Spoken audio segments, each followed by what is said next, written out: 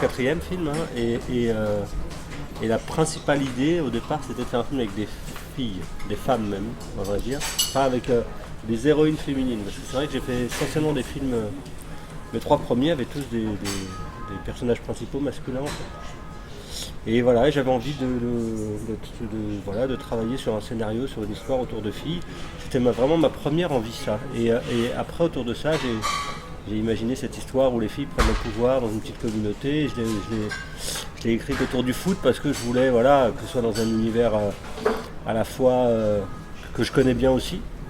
Alors les filles, je ne vous ai pas dit, mais c'est parce que j'ai beaucoup de sœurs, j'ai 6 sœurs. D'accord. Donc c'est pas pour rien. J'ai vécu entouré de filles quand même dans ma vie. J'ai 6 sœurs et je dois avoir peut-être une dizaine de nièces. Donc voilà, ça fait 16 filles autour de moi, plus ma mère. Enfin, voilà, j'ai quand même été entouré de filles toute ma vie. Tu peux quasiment faire 2 équipes de foot. Ouais, exactement. Et donc l'idée, en 4-4-4, ouais. Et l'idée c'était ça. Puis après le foot parce que c'est un sport que j'aime bien et parce que je trouvais ça intéressant que dans ce sport qui est quand même un sport à dominance masculine, il faut quand même se reporter à il y a 3 ans quand j'ai commencé à écrire le scénario et même à 2018 quand on l'a tourné, où le foot féminin avait un peu était moins sur le devant de la scène. Et je trouvais intéressant d'aller titiller dans ce milieu-là, qui est quand même un milieu qui le reste encore, hein, mais qui l'est encore plus un milieu masculin et voire même un peu machiste. De faire en sorte que les filles prennent le pouvoir, prennent une équipe de mecs, prennent la suite d'une équipe de mecs pour sauver le club. Face à on va dire, des responsabilités des garçons. Donc c'était un peu ça l'inspiration.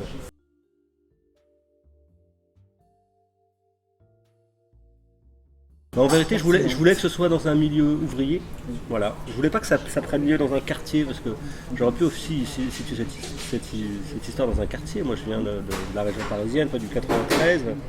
J'ai déjà fait un film qui s'appelle donc Jusqu'ici tout va bien dans les quartiers. Non, là, je voulais que ce soit dans un milieu ouvrier, pauvre, mais passionné de foot. Et les grandes régions de foot ouvrières, ça reste quand même le nord principalement et l'est, avec des grosses équipes comme Nancy dans l'est ou Metz, et puis dans le nord comme Lens. Et puis Valenciennes de temps en temps, mais essentiellement Lens, le RC Lens. Vous avez inventé une ville fictive ?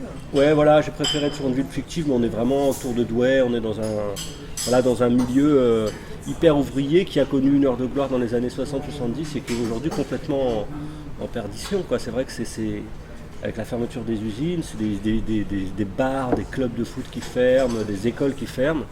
Donc, et puis je trouve surtout vraiment le choix principal, parce que je suis allé dans les deux, je suis allé dans l'Est et dans le Nord, c'est l'aspect cinématographique du Nord. L'architecture, la lumière. Alors même si on a une lumière qu'on n'attendait pas spécialement, parce que nous on est quand même super éclairé. Je veux dire, on a tourné sous la canicule, quoi. Ah ouais, sous 37 degrés. On a tourné sous la canicule, là. Le film est hyper clair. C'était un sacré truc. Ouais, mais le film est hyper clair quand on regarde en fait. Ouais, puis il y a des sacrées anecdotes. Le gris, ciel bas et tout. Nous, dans quel mois ? Juin-juillet 2018, ouais. Ah ouais, c'était... C'était très dur, notamment quand les filles ont fait les matchs. Sur les matchs de foot, ouais, nous on avait les manches longues avec les protèges tibia, on était comme ça.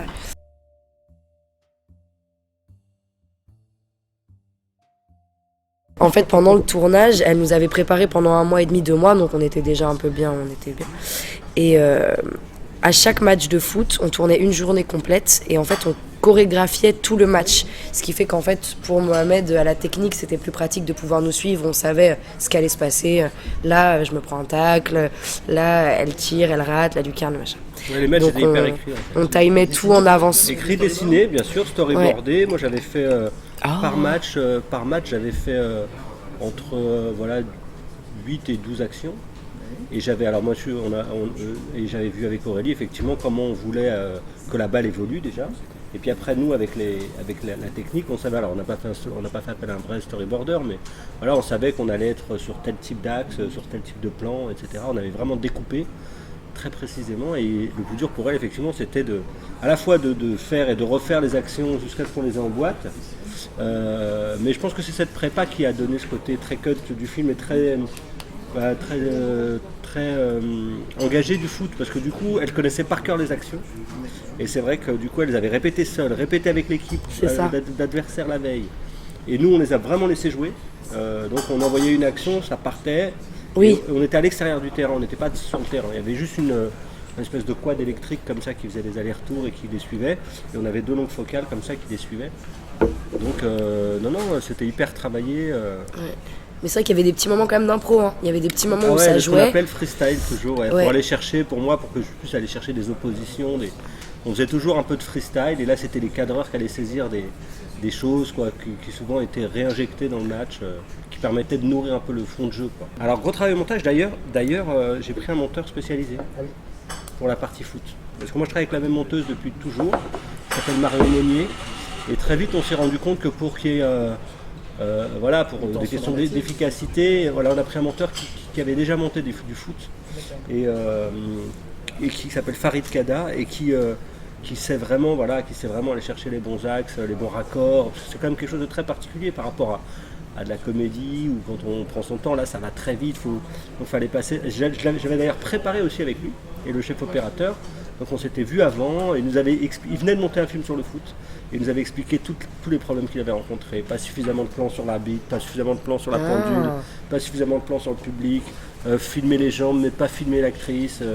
On savait exactement les problèmes de faux raccords, etc. Il nous avait vraiment fait part de son expérience, et donc on s'était beaucoup axé là-dessus au moment du tournage et du découpage.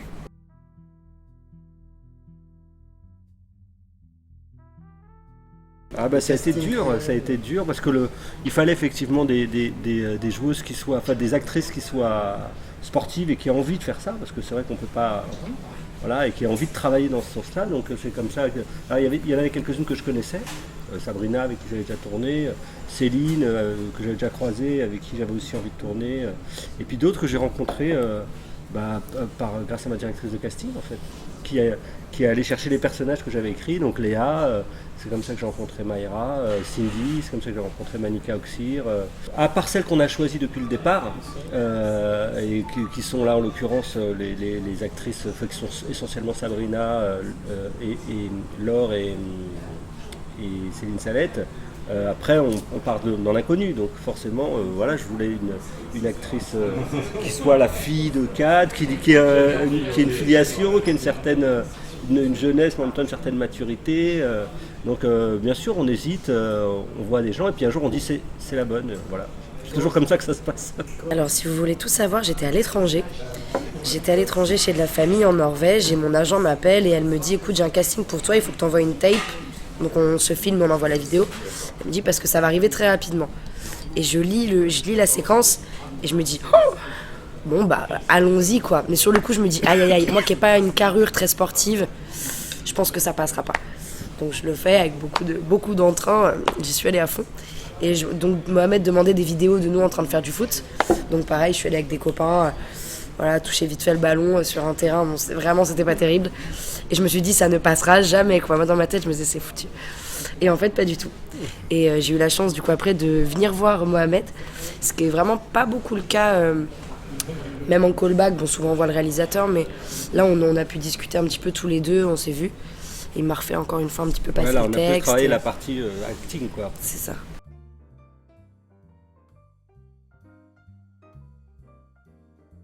Je pense qu'on a ce truc aussi, nous les filles, où tout de suite on aime bien être copines chez les filles. Et là pour le coup, ou pas copines. Et là pour le coup en fait c'était pas vraiment ni l'un ni l'autre. Là c'était vraiment genre bon on est toutes ensemble, on est toutes dans le même panier, il va falloir qu'on se serre les coudes. Et en fait ça s'est fait très très naturellement. On n'a pas forcé, Non. Ça, les choses se sont faites très naturellement. Je pense en plus qu'on a su aussi pendant le tournage, parce qu'il y a eu forcément des hauts et des bas émotionnels, parce qu'au bout d'un moment, quand tu te dépasses, forcément, il y a des moments chacune où on n'en peut plus, on est fatigué, machin. Et je pense qu'on a vraiment su bien respecter les moments de chacune quand on avait besoin un peu de papoter, on est là l'une pour l'autre.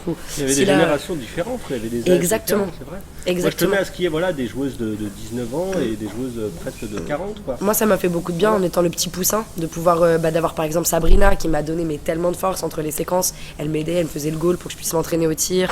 Il y avait Céline aussi qui était là pour nous remonter un peu quand Enfin j'ai l'impression que chacune a donné son petit son petit grain de folie, on va dire. Ouais, c'est vrai qu'elle est... Ouais, très heureux. Non, vraiment, très heureux. Moi, c'est la première fois que lors d'un tournage, pourtant, franchement, j'ai eu la chance pour l'instant de faire des tournages qui toujours bien passé, enfin, je touche du bois. Ah ouais, là, il n'y a eu aucun Mais problème. là, il y avait aucune plus que embrouille. ça, c'est-à-dire que là, il y avait une espèce Rien. d'émotion. Le dernier jour, ça pleurait comme de mettre. Ah ouais, non, mais clairement, c'était l'enfer. Vraiment, j'avais l'impression que Bien c'était la sûr. fin de la colo, quoi. Qu'il fallait retrouver les Et parents. moi, j'ai vécu ça comme ça. C'était ma J'avais première l'impression qu'il colo, fallait quoi. retrouver les parents et que c'était la fin des vacances, quoi. Ouais. Et vraiment, ça a été très, très touchant. Mais même Cad, il était hyper ému, etc. Ouais. Donc, non, on a vraiment. En plus, c'est la particularité de ces tournages à l'extérieur. On est les uns avec les autres tout le temps. Bien sûr. Voilà, Ben on oui. a passé 2 mois ensemble, donc voilà, il y a eu des hauts, des bas, des moments particuliers.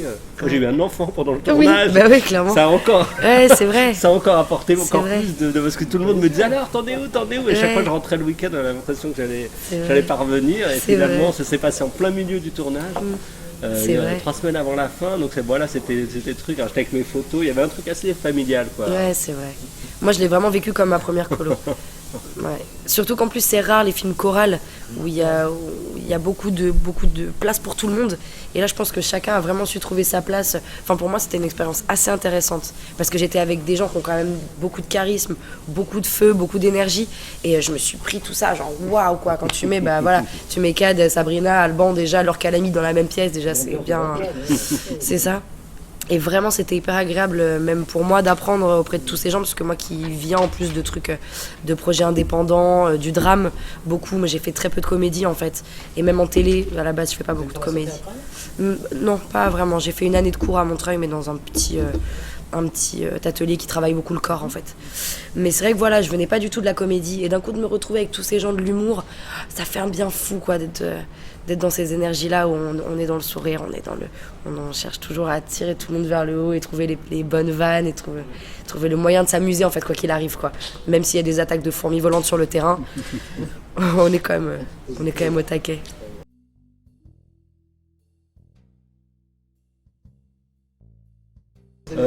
Alors moi c'est Ibrahim Malouf qui fait les musiques de mes films. Et je savais déjà que c'est Ibrahim qui allait faire la musique, et comme j'ai déjà fait 3 films avec lui, je savais déjà ce qu'il était capable de faire, et je savais qu'il allait pouvoir emmener comme ça les scènes vers quelque chose de grand, presque de symphonique, par certains moments, avec du souffle, exactement, c'est le cas de le dire. Voilà, plus d'épique, ouais. Et la fanfare, je savais qu'elle allait sonner comme ça. Après, j'ai eu bien sûr la surprise, je savais pas exactement ce qu'il allait composer, mais le brief de départ, avant d'aller sur le tournage, d'ailleurs il est venu sur le tournage. Le brief de départ, c'était de lui dire moi je veux un truc un peu fanfare du Nord, mais avec quand même des envolées un peu lyriques et sportives, quoi.